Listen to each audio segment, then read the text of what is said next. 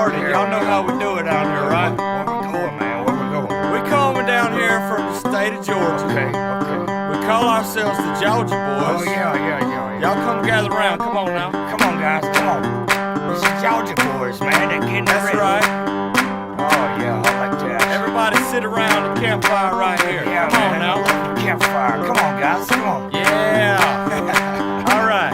Yeah. Y'all ready? Yeah.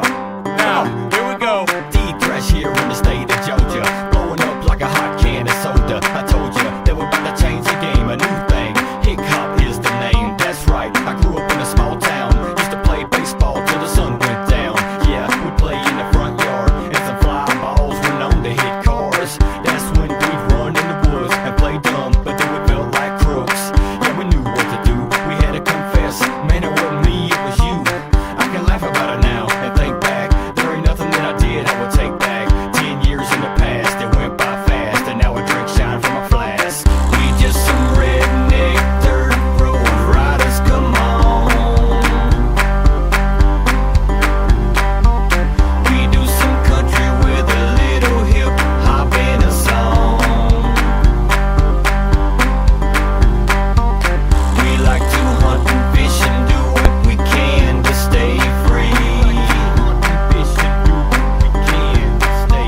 There's cow pastures and trees as far as I can see. All grown up, I gotta hold my own. 28 more years till I own my home. I don't own the throne, that'd be my wife. And I say these things just to keep it right. Things change when you grow up. Every day you gotta show up. Had a bad day, that's tough luck. Ain't nobody gonna dry your tears. Those days are gone and got lost in the years. Be a man and get up when you fall and stand tall. That's what I was taught. I try to keep a good head on my shoulders. I feel good things getting closer. Friday I just got off work, make a couple phone calls and I changed my shirt. Cornbread set a party at his house, bonfire in the backyard and I'm out. We just some redneck dirt road riders, come on. We do some country with a little hip hop and a song. We like to hunt and fish and do what we can to stay free. There's cow pastures and trees as far as I can see. We just some redneck dirt road riders, come on.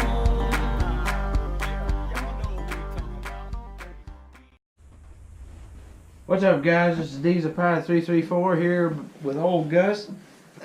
We just got back at about 6 something back to the house. It's now 8 something. We slept the ride home. Guys, it was a pretty great trip, wasn't it, Gus? Yeah. We fished the beach, we fished canals, we fished coves, and we fished a pier.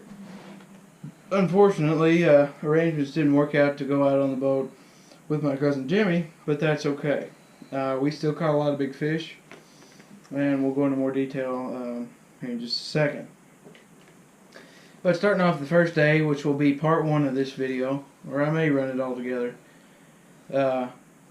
We were fishing on the beach. We had just gotten there that first day. Gus caught a jack. He was looking up. So I had my hat cam out there, and it just slowed down. For whatever reason, we had a ton of bites, but we couldn't ever catch much fish. That was really small. Yeah, caught a few more little pinfish. And other than that, that was kind of it for the day. I believe we caught, I caught 1 suckerfish that day. Remember we caught the sand skipper that day too. Yeah, we caught a sand skipper. That was real neat. We didn't get that on video, but it's really cool fish. And then the next day, we ended up going to the pier. No, I take that back. That night we went to the cove. Yeah. And we caught a ton of big saltwater catfish. Decent. They're big. They're not like Kentucky catfish. They're about this big, 4 or 5 pounds is a big saltwater catfish. And caught some big suckerfish in the redfish family. I had a big fish break the 40-pound braid. Yeah, and we don't know what that was. Could have been one of the jacks, Yeah. which we'll go into later. But we caught some big sucker fish. That'll be shown on the videos, as well as one sea trout. Really cool looking fish. I've caught one before in years past, a little bit bigger than that. Still, it was good to see sea trout. And then the next day we went to the pier. We fished at the beach a little while, caught a bunch of little pinfish. I didn't video that. I mean, I didn't figure y'all wanted to see that. I mean, they were that big. We were going to use them for bait. I believe I caught one more suckerfish out on the beach. Normally, when I go there in the summertime, we catch bonnethead sharks. You know, they're in the hammerhead family. They get up to about, 2 or 3 foot long. Really fun to catch, and you a lot of times will catch them on shrimps because they dig around and find crustaceans and stuff on the bottom. But we didn't. So we fished at the beach. Then we went to the cove, the canal that runs back out to the beach, where I had stayed in July at the condo. And we fished. I had just thought to get some finger mullet just to try, because they always tell you in the canal for snook and stuff to use live pinfish. And so I figured we haven't caught much today, so we got some finger mullet. And Gus can tell you here, we went early that morning, got up at 6:50, got up there right at sunrise. We bought several bags of shrimp. Used that for a while in the mornings. I set my shrimp pole and my finger mullet pole out. He had a shrimp on at the time. And I said, Woodrow, I'm going to try one of these finger mullet out here. Well, about an hour passed and the pole had been out there. Of course, in the channel there, the cove, where it loops around, we're fishing before it loops around where all the bait fish are. And the current goes with the tide, in and out, but it was pulling out towards the ocean, going back out. So, it had been sitting out there for an hour. I got a couple bites on shrimp. I believe I caught one catfish. And he caught one catfish. Yeah. And all of a sudden, my pole just jerked a knot and just went zooming. And I hooked into it, and it felt like a ton of bricks.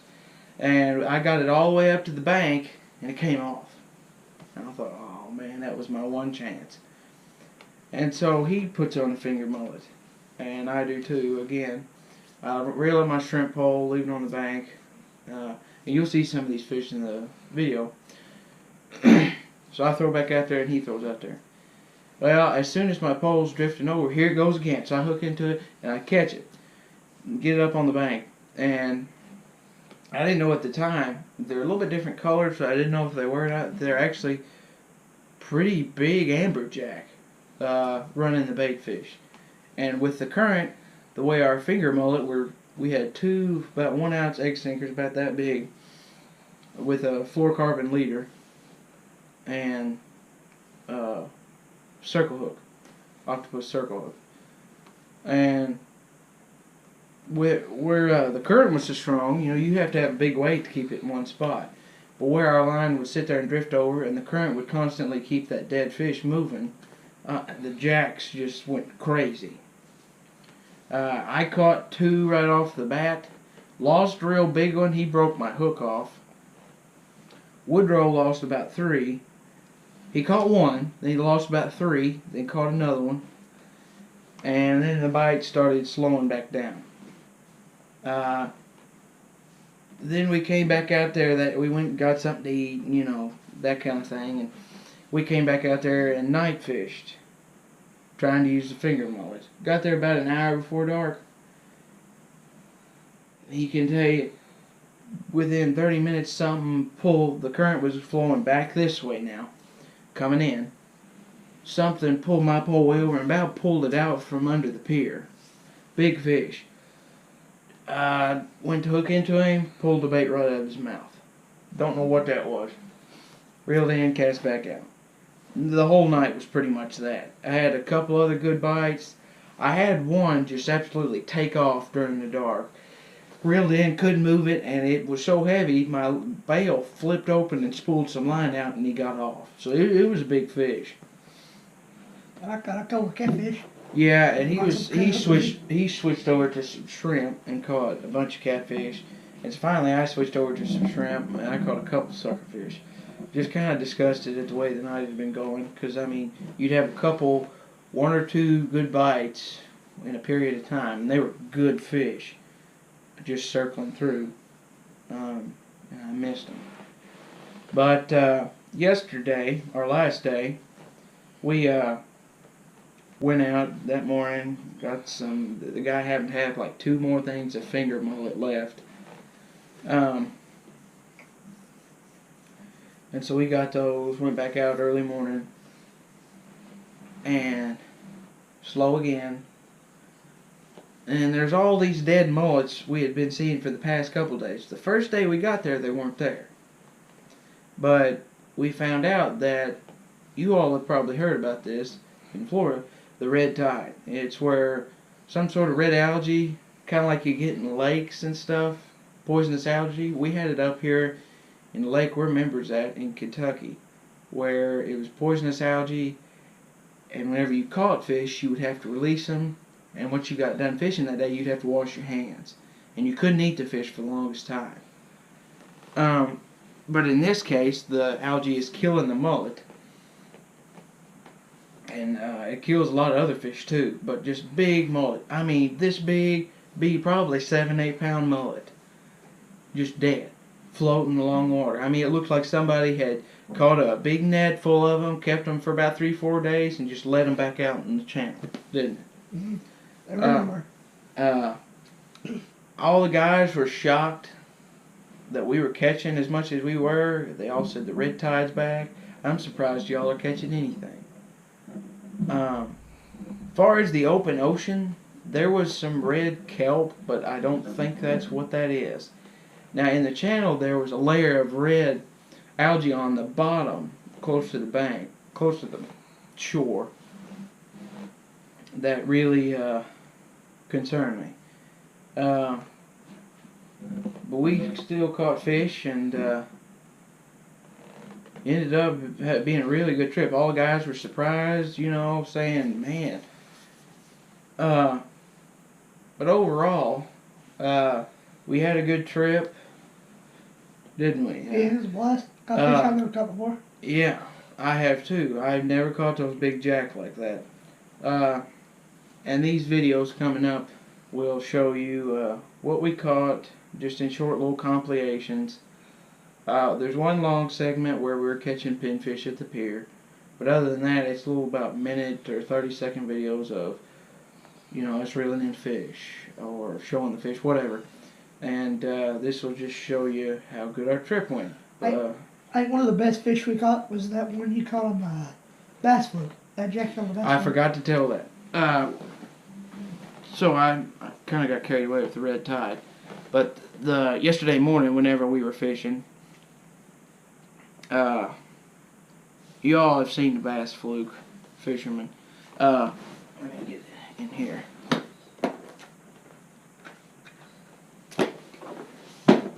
So it's kind of like this right here, bass fluke, except it's got just a regular split tail like a fish would, and it's got the divot right here where you put a swim bait hook on, you twist it in, hook it through, and it's similar color to this except it was all white.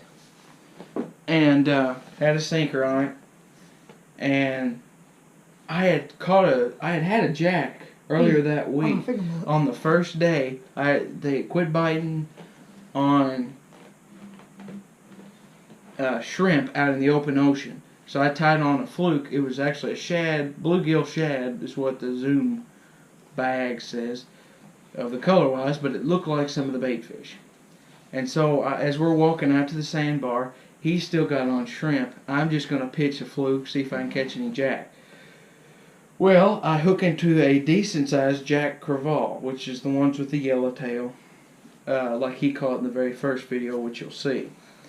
Get it all the way to the bank, and it comes out of his mouth. So I think, that ought to work later in the trip. So I tie on a white one because I'm not catching anything on the finger mullet that morning or the shrimp. And I'm pitching it out there. There's schools of greenbacks, which is their little bait fish. They're about that big, look like a little gizzard shad. And I'm pitching out there and just sitting there popping, reeling. And I sit there and I slow my retrieve down a little bit and just pop, and let the current kind of take the fish with it. But I'm doing harder jerks to make the fish really move. And man, one of them big jacks grabbed it. And this pole's medium light, so it had my pole been in a U shape. Pull and drag, hardly couldn't reel. I had 15-pound trilene big game. Got it all the way in, never had no problems. Gave me a good fight. I wish I could have gotten it on video. I did get the fish on video, but I didn't get me biting it. And I'll show in one of our last videos how we caught it. So that was neat. And then we caught one other jack. I threw out a finger bullet like we done the day before and caught another big jack. Other than that, we went to the pier. Last video that will be on this YouTube video is the pufferfish. And we sit there, and I didn't video all of it because it's similar to our first day at the pier. Caught a bunch of pinfish, caught a few nice grunts, and caught several pufferfish. And he had something break him off. Yeah, 3 times. 3 times. And I believe it was a pufferfish because they got that hard beak, and they just, well, I got one, my second one I brought up and was holding it there, and they make this crunching noise trying to get whatever it is in their mouth out. And he crunched the line, and there he goes in the water. So I think that's what it was, because pufferfish bite weird. They'll hit it and hold it and then just kind of start swimming. And so you're almost kind of guaranteed that they're going to swallow the hook. But a big thanks to Gulf Bay Bait and Tackle. Good buddies of ours. Really got to know the guys good. We've been going down there for years. They're always nice.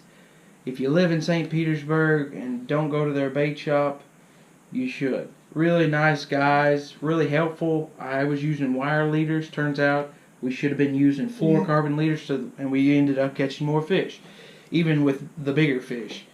So really big thanks to them. Super nice guys. Like I said, here's all the videos from our trip, and we'll catch y'all at the end of the video. Hey, y'all. Come on out here, man. We're about to get this thing started. Y'all know how we